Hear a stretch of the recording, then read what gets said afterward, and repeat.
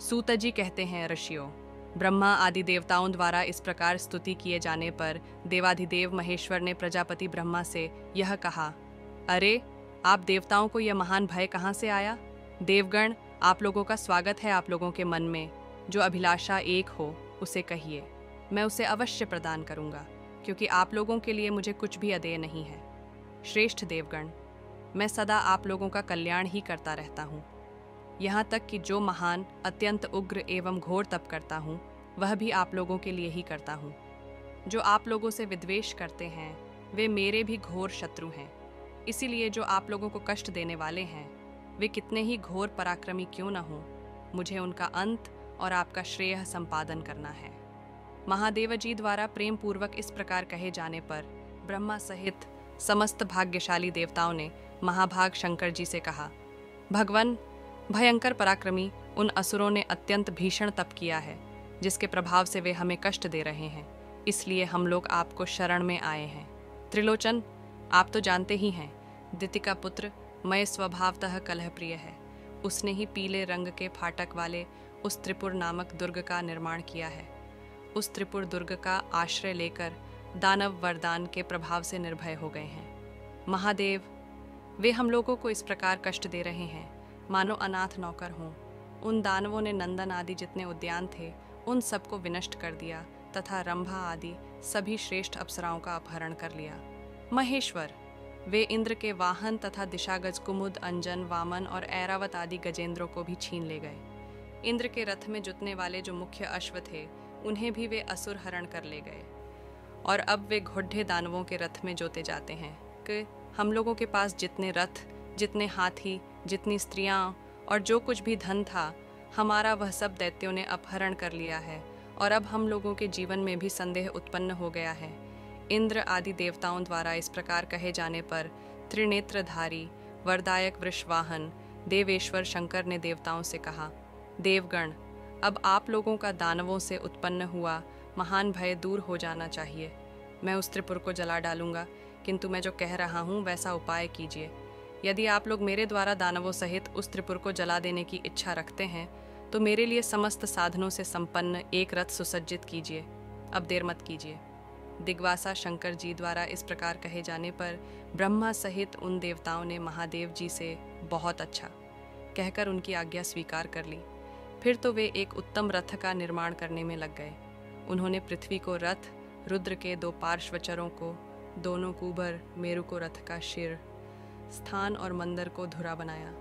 सूर्य और चंद्रमा रथ के सोने चांदी के दोनों पहिए बनाए गए।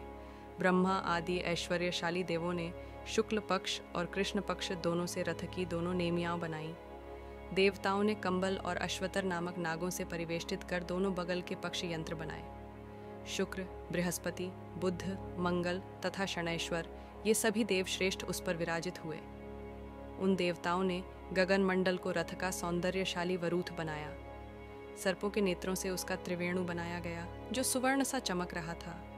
वह मणि, मुक्ता और इंद्रनील मणि के समान 8 प्रधान देवताओं से घिरा था। गंगा, सिंधु, शतदु, चंद्रभागा, इरावती, वितस्ता, विपाशा, यमुना, गंडकी, सरस्वती, देविका तथा सरयू, इन सभी श्रेष्ठ नदियों को उस रथ में वेणु स्थान पर नियुक्त किया गया। धृतराष्ट्र के वंश में उत्पन्न होने वाले जो नाग थे, वे बांधने के लिए रस्सी बने हुए थे। जो वासुकी और रैवत के वंश में उत्पन्न होने वाले नाग थे, वे सभी दर्प से पूर्ण और शीघ्रगामी होने के कारण नाना प्रकार के सुंदर मुख वाले बाण बनकर धनुष के तरकसों में अवस्थित हुए। सबसे उग्र स्वभाव वाली सुरसा, देवशुनी, सरमा, कद्रु, विंता, शुचि, त्रिपा, बुभुक्षा तथा सबका शमन करने वाली मृत्यु, ब्रह्महत्या, गोहत्या, बाल हत्या और प्रजा भय, सभी उस समय गदा और शक्ति का रूप धारण कर उस देवरथ में उपस्थित हुई। कृत युग का जुआ बनाया गया। चातुर्होत्र यज्ञ के प्रयोजक लीला सहित 4 वर्ण स्वर्णमय कुंडल हुए। उस युग सदृश जुए को रथ के शीर्ष स्थान पर रखा गया और उसे बलवान धृतराष्ट्र नाग द्वारा कसकर बांध दिया गया। ऋग्वेद, सामवेद, यजुर्वेद, अथर्ववेद, ये चारों वेद 4 घोड़े हुए। अन्नदान आदि जितने प्रमुख दान हैं, वे सभी उन घोड़ों के हजारों प्रकार के आभूषण बने पद्मद्वय, तक्षक, करकोटक, धनंजय, ये नाग उन घोड़ों के बाल बांधने के लिए रस्सी हुए। ओंकार से उत्पन्न होने वाली मंत्र, यज्ञ और क्रतुरूप क्रियाएं, उपद्रव, उनकी शांति के लिए प्रायश्चित, पशुबंध आदि इष्टियाओं, यज्ञोपवीत आदि संस्कार, ये सभी उस सुंदर लोक रथ में शोभा वृद्धि के लिए मणि, मुक्ता और मूंगे के रूप में उपस्थित हुए। ओंकार का चाबुक बना और वषटकार उसका अग्रभाग हुआ सिनी वाली चतुर्दशीय अमा कुहू। अमावास्या की अधिष्ठात्री देवी, राका, शुद्ध पूर्णिमा तिथि तथा शुभदायिनी अनुमति, प्रतिपदयुक्ता पूर्णिमा, ये सभी घोड़ों को रथ में जोतने के लिए रस्सियां और बागडोर बनी। उसमें काले, पीले, श्वेत और लाल रंग की निर्मल पताकाएं लगी थीं, जो वायु के वेग से फहरा रही थीं। छहों रथुओं संहित संवत्सर का धनुष बनाया गया। अंबिका देवी उस धनुष की कभी जीर्ण न होने वाली सुदृढ़ प्रत्यंचा हुई। भगवान रुद्र काल स्वरूप हैं, उन्होंने संवत्सर कहा जाता है। इसी कारण अंबिका देवी कालरात्रि रूप से उस धनुष को कभी न कटने वाली प्रत्यंचा बनी। त्रिलोचन भगवान शंकर जिस बाण से अंतर्भाग सहित त्रिपुर को जलाने वाले थे, वह श्रेष्ठ बाण विष्णु, सोम, अग्नि, इन तीनों देवताओं के संयुक्त तेज से निर्मित हुआ था। उस बाण का मुख अग्नि और फाल अंधकार विनाशक चंद्रमा थे। चक्रधारी विष्णु का तेज समूचे बाण में व्याप्त था। इस प्रकार वह बाण तेज का समन्वित रूप था। उस बाण पर नागराज वासुकी ने उसके पराक्रम की वृद्धि एवं तेज की स्थिरता के लिए अत्यंत उग्र विष उगल दिया था।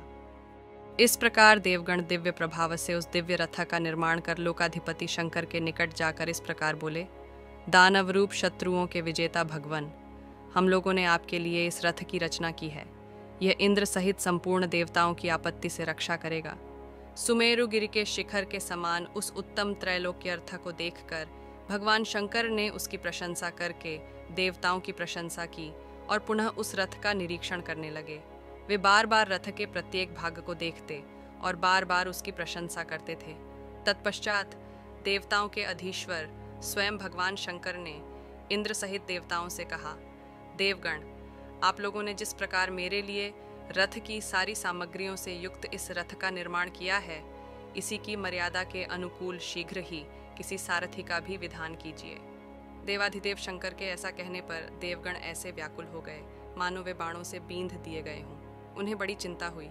वे कहने लगे कि अब क्या किया जाए। भला चक्रधारी भगवान विष्णु के अतिरिक्त दूसरा कौन देवता महादेव जी के सदृश हो सकता है, किंतु वे तो उनके बाण पर स्थित हो चुके हैं।